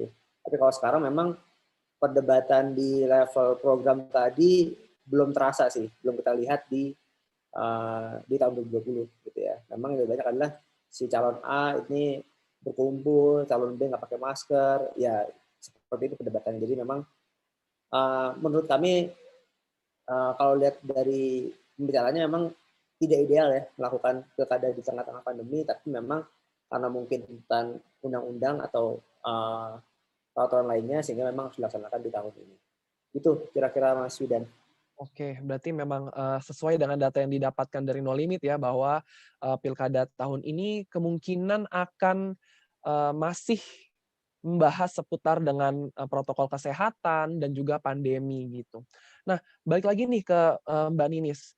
Sebenarnya kalau dari Perludem sendiri nih Mbak Ninis, ada nggak sih sebenarnya koordinasi dengan perwakilan-perwakilan dari aplikasi media sosial gitu ya di Indonesia? Kan banyak nih gitu. Ada nggak sih koordinasi dengan perwakilan-perwakilan dari aplikasi-aplikasi media sosial tersebut? Dan sejauh mana komitmen yang perlu dia melihat nih? Apakah ada perbaikan? Karena kan terkait juga dengan Pilpres AS beberapa tahun lalu ya, Amerika Serikat beberapa tahun lalu, ini kan cukup heboh dan cukup mengguncang gitu ya. Nah, kira-kira ada nggak sih eee eee, pengaruh-pengaruh dari Pilpres tersebut dan juga kira-kira sejauh mana komitmen dari Perludem nih yang melihat dengan fenomena ini? Iya, kalau melihat komitmen dari, platform media sosial sebetulnya, saya rasa setiap media sosial punya punya komitmen untuk tadi ya, mencegah atau mengantisipasi supaya, berita-berita yang, berita bohong, disinformasi itu tidak menyebar, di masing-masing platform media sosialnya. Nah, tapi memang ada hal-hal yang, itu butuh butuh inisiatif dari pengguna gitu ya, dari pengguna dalam artian, inisiatifnya dari masyarakat. Jadi misalnya ketika ada, konten di media sosial yang, seharusnya tidak muncul gitu ya, platform media sosial kan tidak serta-merta bisa, melakukan take down misalnya atau menghapus konten tersebut karena menunggu adanya laporan gitu ya. Jadi selama kalau masyarakatnya tidak report gitu ya, tidak memberikan laporan, mungkin itu akan terus ada di situ gitu. Nah, sementara sebetulnya media sosial kalau menurut saya penting juga gitu ya untuk bisa setidaknya lebih lebih ada inisiatif gitu ya, inisiatif untuk mungkin tidak harus menunggu laporan gitu ya, mungkin tidak harus menunggu laporan dari pengawas pemilu gitu ya atau otoritas-otoritas dari penyelenggara pemilu. Ketika menilai ada sebuah konten yang memang tidak pantas gitu misalnya, ya bisa saja gitu ya. Misalnya soal tadi kan iklan kampanye di media sosial kan ada waktunya baru bisa dilakukan misalnya 14 hari sebelum masa tenang. Artinya baru bisa di 2 minggu terakhir ini. Nah, ketika misalnya sudah ada yang buat iklan dan iklannya terpasang di platform tertentu, dan mereka tahu regulasinya sebetulnya tidak boleh, kan sebetulnya bisa menahan dulu ditayangkannya nanti gitu ya, sesuai dengan waktunya. Nah, cuman ini tadi itu, jadi masih menunggu laporan gitu ya. Kalau tidak dilaporkan oleh misalnya pihak-pihak yang berwenang, mungkin tidak akan ditindaklanjuti atau diteruskan. Jadi mungkin penting juga dari media sosial punya misalnya MOU dengan penyelenggara pemilunya gitu ya, supaya mereka lebih memahami, oh ini loh sebetulnya dalam regulasi kampanye di media sosial ini ada regulasi seperti ini gitu, sehingga ya mereka bisa punya inisiatif itu gitu, Mas. Oke, berarti memang, sebenarnya laporan itu penting ya, karena itu juga mungkin akan membantu adanya, eee, karena kan balik lagi ya bahwa memang inisiatif dan, konten-konten itu kan sangat tersebar luas di mana saja gitu, dan kalau tidak ada report atau tidak ada laporan agak perlu ekstra effort gitu lagi untuk melihatnya dan, sebenarnya inisiatif dari masyarakat itu dapat sangat membantu untuk, melihat kira-kira hal-hal apa saja yang mungkin tidak sesuai selama kampanye. Nah, baiklah rekan-rekan, tadi adalah sedikit bincang-bincang kita dengan kedua pembicara kita yang luar biasa nih siang hari ini. Kita akan buka sesi tanya jawab. Saya akan, memprioritaskan untuk rekan-rekan yang mungkin mau, berbicara via suara gitu ya, membuka suaranya. Tapi kalau misalkan memang masih, ragu-ragu atau malu-malu gitu ya untuk membuka suaranya dan juga videonya, tidak apa, kita juga bisa membuka via, komentar atau versi via chat ya. Nah, mungkin, masih belum ada yang, raise hand gitu ya, mau ngomong mau berbicara, kita akan tampung dulu pertanyaan dari yang ada di, sesi chat atau yang ada di chat. Nah, ini ada pertanyaan pertama dari Pak Prasetyo Budi. Menurut narasumber, seberapa penting akun medsos ASN dipantau demi menjaga netralitas ASN? Nah, ini mungkin cocok untuk keduanya gitu ya. Jadi monggo, mau minta pendapat dari Mas Aksa terlebih dahulu. Oke, jadi sebenarnya kalau misalnya dipantau, ya penting ya, karena nanti takutnya dia melakukan aksi-aksi yang tidak seharusnya. Karena kan tadi kan disampaikan Mbak Ninis kan bahwa ASN itu seharusnya netral di luar ya, tapi ketika di suara dia baru memberikan hak suaranya. Jadi memang harusnya di luar ya dia nggak ketahuan dia milih ke A atau milih ke B atau satu atau dua atau kemana, dia harusnya nggak ketahuan. Jadi memang sebenarnya kalau dibilang penting, penting, tapi memang ini kan menjadi effort yang cukup besar ya kalau kita mantau semuanya. Jadi mungkin memang harus ada kesadaran di masing-masing instansinya. Jadi mungkin di kementerian ini, di daerah ini dia yang mantau ke stafnya, ke ASN di kantornya gitu ya. Jadi mungkin memang mesti dilihat pemantauannya itu sekecil mungkin gitu ya, sekecil artinya maksudnya sespesifik mungkin sehingga memang ini effort bersama, nggak harus dari pusat untuk mantau semua karena itu akan ada ribuan. Tapi mungkin kalau itu dipecah per provinsi atau per kota itu kan jauh lebih mudah untuk terpantau. Begitu kira-kira Mas Yudan. Oke, berarti, dapat dilakukan kontrol sekecil dan sespesifik mungkin gitu ya, sesedikit mungkin kontrolnya lebih ketat gitu, jadi lebih lebih kelihatan, setiap netralitasnya bisa dijaga seperti itu. Nah, kalau dari Mbak Ninis sendiri gimana Mbak Ninis? Ya, tadi ya, penting untuk dijaga netralitasnya, penting untuk dijaga, segala tindang tanduknya gitu. Karena berbeda dengan TNI Polri yang sama sekali tidak bisa menggunakan hak pilihnya, ASN ini bisa gitu ya. Nah, seharusnya memang keberpihakan dia gitu ya kepada pasangan calon itu ya hanya disalurkan di bilik suara gitu, tidak dalam, tidak dalam kesehariannya. Karena orang akan menilai gitu ya, mungkin ada anggapan, oh kalau di rumah kan lagi nggak kerja gitu ya, lagi tidak menjalankan tugasnya gitu, tapi status sebagai alat negara, status sebagai aparatur sipil negara itu kan melekat, yang kadang-kadang juga tidak bisa tipis-tipis nih, kapan kapan dia bukan ASN kan nggak bisa kayak begitu juga gitu, karena status yang melekat itu tadi. Nah, sebetulnya pengawasan tadi pengawasan bisa dilakukan dengan beberapa layer gitu ya. Tadi misalnya dia dari instansi mana, kan ada juga KSN gitu yang memang mengawasi, lalu juga ada pengawas pemilu yang memang mengawasi juga gitu. Jadi penting tadi supaya kan kadang-kadang percakapan di media sosial ini kan panas ya, misalnya saling saut-sautan komen gitu. Nah, kalau misalnya ada ASN yang terus kemudian nimbrung dalam percakapan yang hangat gitu ya, atau berdebat di media sosial kan juga yang tadi tidak sesuai dengan fungsinya tadi, yang sebagai tujuannya kan fungsinya ya tadi perekat gitu ya, pemersatu gitu ya, menjadi melenceng dari fungsinya. Oke, berarti kurang lebih hampir sama, Pak.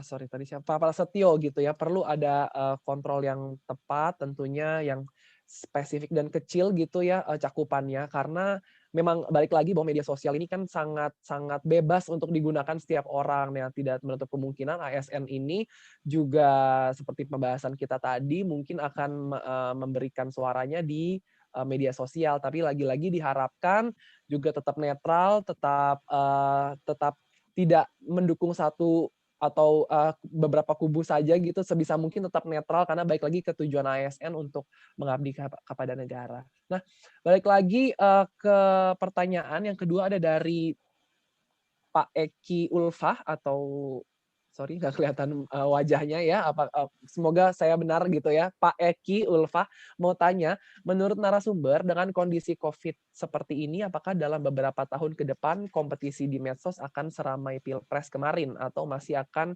didominasi oleh pembahasan protokol kesehatan? Lalu bagaimana perkembangan medsos politik di daerah-daerah terpencil?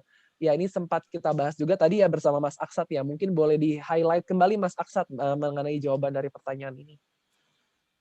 Oke, jadi kalau tadi seperti disampaikan, sebenarnya kalau tahun ini memang kalau kita lihat masih perdebatannya antara pandemi dengan pilkada ya. Jadi bukan antar calonnya, masih secara general. Tapi memang kalau kita lihat mungkin tahun-tahun ke depan, itu mungkin di 2022 spesifiknya ketika pas Jakarta mulai pilkada, nanti 2023 itu ada Jabar, ada Jateng, ada Jatim, 2024 mulai Pilpres. Nah itu prediksi kita sih akan mulai ramai di situ ya. Karena mungkin di tahun depan itu mungkin akan masih fokus ke pemulihan COVID dengan pilkada. Dan sebenarnya perkembangan medsos politik daerah terpencil kalau tadi kita lihat sebenarnya justru sekarang yang banyak itu tadi mungkin di Sulawesi Utara gitu ya, ada yang di Jambi. Jadi memang kalau kita lihat sekarang sih sebenarnya sudah mulai rising ya perkembangan medsos politik. Tapi memang kalau kita bilang sifatnya ini masih komplementer gitu. Jadi tetap ada media-media konvensional yang masih dipakai, tetap medsos ini adalah komplement dari itu semua. Itu kira-kira Pak Eki, semoga menjawab ya Mas Fidan. Iya, oke. Ya jadi, seperti halnya tadi ya, seperti itu Pak Aki. Mungkin tahun ini masih ada, banyak pembahasan yang berkaitan dengan protokol kesehatan, namun mungkin sekitar setahun atau 2 tahun kemudian lah, semoga diprediksikan sudah ada, pembahasan yang lebih ramai terkait dengan program dan lebih fokus ke paslonnya dibandingkan dengan protokol dan tidak berfokus pada program, seperti itu. Nah, kita masih membuka sesi pertanyaan lagi, mungkin rekan-rekan ada yang, mau bertanya langsung, boleh langsung raise hand, nanti akan saya minta untuk menyalakan suaranya gitu ya. Mungkin masih ada pertanyaan yang ingin disampaikan ke dua pembicara kita? Oke, ini ada pertanyaannya, materi yang dipaparkan para narasumber apakah bisa di-share untuk peserta? Nah ini aku kembalikan lagi ya ke pihak, panitia nanti seperti apa, nanti kalau yang saya tahu sih mungkin tidak, di-share ya. Jadi ini kemungkinan akan, disimpan gitu ya, tapi kalau misalkan memang butuh ada pemaparan yang lebih jauh lagi, nanti rekaman ini akan masuk, akan bisa dilihat lagi rekamannya gitu, nanti mungkin bisa dilihat lagi dari situ, seperti itu. Oke, lalu, ada pertanyaan dari Ibu Indah Duyanti, web portal apa yang digunakan Bawaslu untuk pemantauan pilkada di media sosial? Boleh mungkin jawaban dari Mbak Ninis? Ya, mungkin nanti bisa spesifiknya mungkin bisa ke Bawaslu-nya gitu ya, tapi Bawaslu itu punya aplikasi yang namanya Gowaslu. Jadi dia aplikasi ya, tapi setahu saya aplikasinya itu hanya bisa untuk pengguna Android. Nah, itu sebetulnya aplikasi untuk pelaporan masyarakat gitu ya. Jadi masyarakat melaporkan melalui aplikasi itu, termasuk juga kalau ada pelanggaran-pelanggaran di media sosial. Jadi itu bukan satu aplikasi yang didesain khusus untuk memantau kampanye di media sosial, tapi lebih ke ya secara umum ya, pelanggaran secara umum. Bisa menggunakan ke Gowaslu itu yang saat ini baru bisa dipakai untuk oleh Android. Mungkin itu aja Mas soal aplikasinya tadi itu. Iya, jadi ada namanya Gowaslu. Saya juga sempat, Mhm, coba-coba kemarin ya gitu, sayang mhm. sekali mungkin masih fokus kepada pengguna Android, tapi itu menurut saya sangat membantu sekali gitu ya untuk, sama-sama mengawasi pemilu. Jadi kita menggunakan bukan jasa, kita bekerja sama juga dengan masyarakat melalui aplikasi tersebut gitu. Jadi mungkin, Bu Indah bisa langsung download setelah ini ya, Gowaslu seperti itu. Oke, kita masih buka sesi pertanyaan. Apakah masih ada pertanyaan lagi dari rekan-rekan? Oke, ini ada pertanyaan dari Ibu Aya. Menurut pandangan narasumber, seberapa netral dan konsisten pengawasan oleh Bawaslu? Oke, mungkin kita minta kedua belah pihak ya. Saya minta dari Mas Aksat dulu. Oke, seberapa netral dan konsisten sebenarnya kalau yang kita lihat di datanya sebenarnya sudah cukup banyak apresiasi ya. Kalau tadi kita lihat ada isunya yang hijau tadi, cukup banyak penindakan dari Bawaslu terkait pelanggaran-pelanggaran yang ada di mana di pilkada gitu ya. Ya, walaupun di awalnya dia ada permintaan, jadi cukup beres nih antara permintaan netizen untuk tolong dong tegas, sama di berikutnya ada apresiasi bahwa wah terima kasih ya Bawaslu sudah tegas. Jadi memang menurut kita sih kalau melihat dari situ sudah cukup konsisten ya terkait pengawasan oleh Bawaslu dan penindakannya seperti apa. Mungkin lebih detailnya mungkin Mbak Ninis nih yang di Perludem yang lebih mantap. Oke, boleh, disambut juga Mbak Ninis, ada jawaban terkait pertanyaan ini. Ya, kalau menurut saya ini jawabannya bisa apa ya, bukan bersayap tapi gini, karena ini kan kompetisi ya, namanya pilkada itu kan kompetisi ya. Jadi bisa saja ketika ada salah satu pihak yang kalah, maka akan menganggap bahwa termasuk penyelenggara pemilunya pun tidak netral gitu ya. Ya karena tadi kompetisi gitu, mau sama-sama mau menang nih, ketika yang satu menang, yang satu kalah, ya ya bisa ada potensi dibilang, "Oh penyelenggaranya nggak netral," gitu ya, "ini tidak ada yang ditindaklanjuti," dan sebagainya. Nah sebetulnya untuk bisa meyakinkan nih, meyakinkan ke publik gitu ya, ke pasangan calon, hal yang sebetulnya masih minim ya, yang masih minim dilakukan oleh penyelenggara pemilu itu adalah bagaimana punya strategi komunikasi publik yang baik. Karena begini Mas, terkadang mungkin KPU atau Bawaslu sudah menjalankan tugasnya dengan sesuai dengan aturannya gitu ya. Tapi kemudian ada misinformasi atau disinformasi yang beredar ke masyarakat. Nah, itu tidak direspon dengan cepat gitu ya, tidak segera diklarifikasi misalnya. Tadi misalnya ya di 2019 yang lalu misalnya ada berita, oh ada sekian kontainer surat suara sudah dicoblos, atau ada berita ini penyelenggara pemilu sengaja menetapkan hasil pemilunya malam hari gitu ya. Nah, ini tidak segera direspon cepat gitu. Jadi tidak segera direspon cepat, perlu waktu seminggu gitu ya untuk mengklarifikasinya sehingga masyarakat kemudian akhirnya ya percaya dengan berita-berita yang beredar gitu. Atau misalnya terakhir terkait soal pilkada di tengah pandemi ini, kan kemarin tahapan pemilu sempat tertunda ya, sempat ada yang tertunda karena pandemi gitu. Nah terus ada tahapan misalnya untuk verifikasi dukungan pasangan calon di sebuah daerah. Nah cuman itu tidak terinformasikan dengan baik gitu. Nah kemudian ketika masyarakatnya mau memberikan dukungan, diverifikasi dukungannya, ternyata itu sedang ditunda tahapannya, masyarakat merasa loh kok nggak ada informasi itu sehingga berujung pada kantor KPU-nya diserang gitu ya. Jadi bisa ketika mereka tidak punya strategi komunikasi yang baik, ada anggapan itu gitu tidak netral gitu ya atau bahkan sampai tadi diserang kalau pemilu 2019 misalnya masih ingat ada yang namanya situng ya, sistem penghitungan itu yang pembanding gitu yang sebagai alat bantu untuk hitung cepatnya KPU.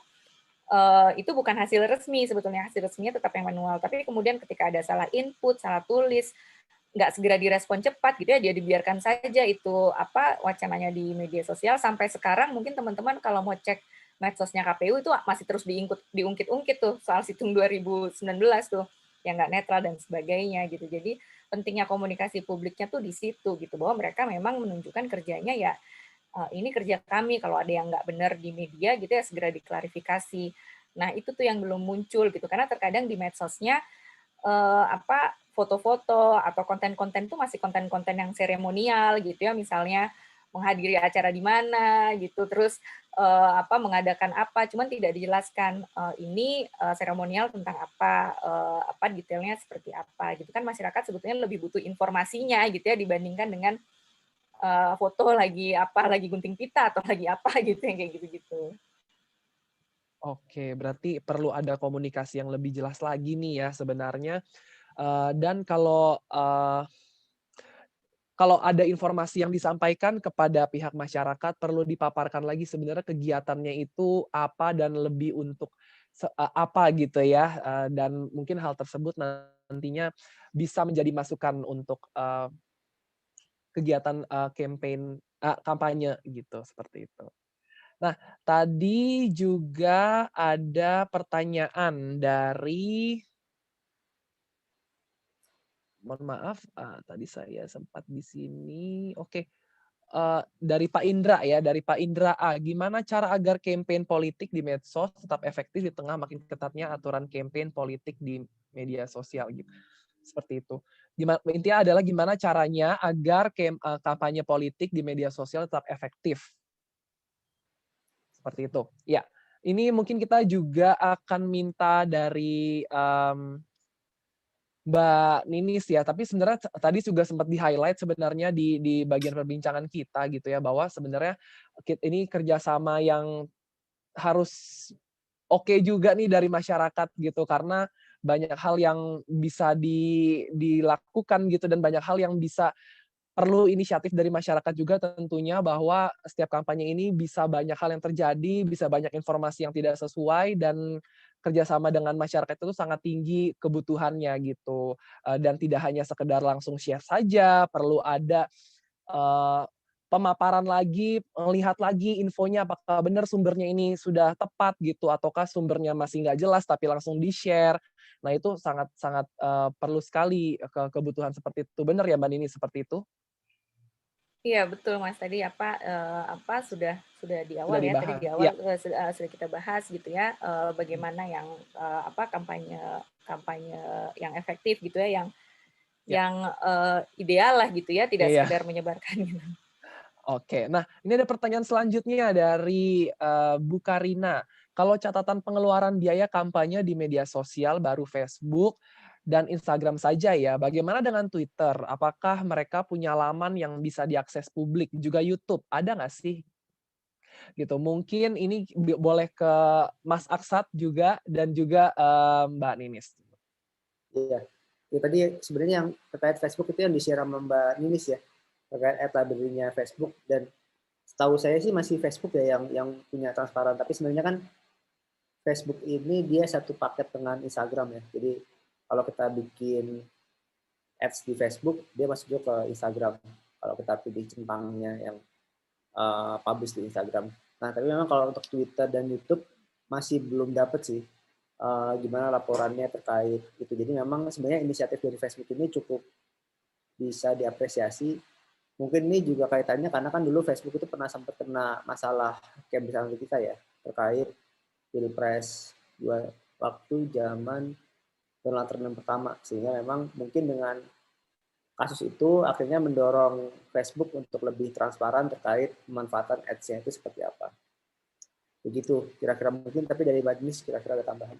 Ya, boleh Mbak Ninis? Ya, memang terakhir ketika diskusi dengan teman-teman dari Twitter, memang mereka memutuskan untuk tidak menerima iklan lagi, Mas. Jadi memang tidak ada gitu ya, berbeda dengan Facebook yang masih menerima iklan yang berbayar. di platform yang lainnya itu udah tidak menerima lagi gitu. Jadi memang tidak ada yang berbayar itu di platform media sosial yang lain. Oke, seperti itu jawabannya Bu Karina. Untuk selanjutnya nih saya akan cepat saja, sepertinya udah mulai banyak pertanyaan. Oke, selanjutnya ada Ibu Listia Adi. Sebagai pengelola media sosial pemerintah daerah, bagaimana cara kita menampilkan kinerja instansi tanpa dinilai masyarakat akun instansi kita dipakai oleh petahana berkampanye melalui akun instansi? Mungkin boleh Mbak Ninis. Ya, salah satu caranya adalah dengan tidak menampilkan figur ya. Jadi lebih kepada apa yang dikerjakan gitu. Jadi misalnya yang sederhana gitu ya, misalnya bikin jalan atau bikin jembatan, ya itunya yang disebarluaskan gitu. Tapi tidak kepada figurnya. Apalagi kalau misalnya kepala daerahnya itu jadi petahana ya, tidak figurnya yang ditonjolkan, tapi lebih ke program-program pemerintahnya yang informasi terkait itu yang disebarluaskan. Itu saya rasa bisa jadi salah satu cara supaya tadi tidak disalahgunakan kampanye terselubung ya, kampanye gratis lah istilahnya kepada petahana yang maju lagi di pilkada. Ya. Dan tambahan, jadi mungkin kalau dari saya konsistensi juga penting, Mbak. Jadi Mbak Listia, mungkin kalau misalnya memang kita di instansi kita sudah dikenal bahwa memang selalu posting terkait perkembangan instansi kita gitu ya, achievement yang sudah ada segala macam. Tadi mungkin juga spesifiknya ketika lagi kampanye ini jangan ambil figur, tapi ketika konsistensi dibangun, masyarakat juga tahu bahwa memang sebenarnya dari tahun-tahun sebelumnya pun sebenarnya sudah ada informasi terkait pembangunan jalan atau jembatan atau pembagian bantuan sosial itu sebenarnya sudah dilakukan bertahun-tahun sebelumnya. Jadi memang bukan karena kampanye baru di post gitu ya. Nah, konsultasi juga penting sehingga memang masyarakat juga jadinya lebih familiar lah bahwa memang si akun ini memang digunakan untuk kepentingan pemerintah, bukan untuk salah satu paslon ya, apalagi petahana. Begitu kira-kira. Oke, siap. Terima kasih tambahannya dan jawabannya juga Mbak Ninis dan Mas Aksat. Lalu ini ada pertanyaan nih, bagaimana polling di media sosial? Apakah akurat? Kembali lagi ke Mbak Ninis, boleh minta pendapatnya? Kalau ditanya akuratnya ya mungkin ya akurat-akurat saja gitu. Tapi kalau misalnya ditanya apakah itu mewakili populasi, mungkin tidak ya, karena populasinya ya populasi pengguna media sosial itu gitu, bukan populasi yang luas. Sehingga kalau dari polling di media sosial terus kita tarik sebuah kesimpulan yang besar, saya rasa tidak bisa seperti itu gitu. Jadi ya menarik kesimpulannya hanya dalam lingkup di mana itu dilakukan saja, tidak ke yang lebih luas. Mungkin itu ya kalau dari saya. Ada tambahan Mas Aksat? Oke, sebenarnya polling ini kan banyak ya. Artinya ada yang polling kadang-kadang salah satu tokoh melakukan polling lah segala macam. Sebenarnya kalau misalnya bisa dibilang agak sulit untuk jadi referensi ya, karena kan memang polling ini bisa jadi karena memang tokoh ini punya komunitinya di kubu A, maka jadinya yang A lebih tinggi, atau tokoh ini punya di kubu B, maka dia lebih tinggi. Jadi sebenarnya agak sulit dijadikan referensi gitu ya. Tapi kalau saya tadi mungkin jumlah stok tadi yang kita kasih lihat waktu tadi mungkin disulut pun, sebenarnya apakah bisa referensi itu juga belum tentu, karena memang kalau kita ngomong pilkada ini kan banyak faktor ya, banyak faktor itu, dan memang sifatnya sosial media kan komplementer. Jadi memang harus ada data-data pendukung lagi gitu ya. Apalagi kalau misalnya mungkin kayak kasusnya waktu pilkada Jakarta kemarin itu yang 40-50% gitu ya. Jadi memang sangat-sangat tipis sehingga memang itu sangat sulit tuh untuk dijadikan referensi. Jadi memang kalau untuk mencari mungkin track record, mencari isu, mencari program itu bisa dilakukan di media sosial. Tapi mungkin kalau jadi referensi bahwa ini polling ini jadi elektabilitas itu masih agak lumayan jauh prosesnya gitu Mas Widan dan Mbak Indah. Oke, masih ada pertanyaan lagi dari rekan-rekan? Apakah masih ada pertanyaan lagi untuk kedua narasumber kita? Oke. Oke, sejauh ini kalau saya perhatikan di kolom komentar sudah tidak ada pertanyaan lagi dan juga, sudah tidak ada yang raise hand juga di bagian partisipan. Baiklah, rekan-rekan, kalau jika memang sudah tidak ada pertanyaan lagi, demikianlah akhir dari, diskusi kita dan bincang-bincang kita di siang hari ini dengan topik lalu lintas percakapan dan kampanye politik di media sosial. Saya yakin bahwa semua yang hadir di sini mendapatkan insight atau mendapatkan hal yang berbeda-beda gitu. Namun balik lagi sebenarnya intinya dari adanya kegiatan kampanye di media sosial akan sangat terbantu dengan adanya partisipasi dari masyarakat juga yang secara positif melihat lagi, kembali lagi apakah informasi tersebut benar adanya dan tidak langsung semerta-merta langsung menyebarkan informasi tersebut tanpa melihat lagi, signifikansinya dengan paslonnya atau dengan akunnya itu apakah benar atau tidak. Dan hal itu bisa kita lakukan dengan, lebih bijak lagi menggunakan media sosial. Baiklah, kita berikan tepuk tangan virtual untuk Mbak Ninis dan juga Mas Aksat. Terima kasih atas, kesediaannya untuk melakukan bincang-bincang dengan, GSMS ya, dan harapannya tentunya kita semua dapat lebih baik lagi dalam memilih paslon nantinya, dalam melakukan pilkada ini. Semoga kita semua dapat, menjadi sebuah harmoni yang satu untuk mendukung negara kita menjadi lebih baik. Lalu terkait dengan acara ini sendiri, ingin saya ingatkan juga bahwa government social media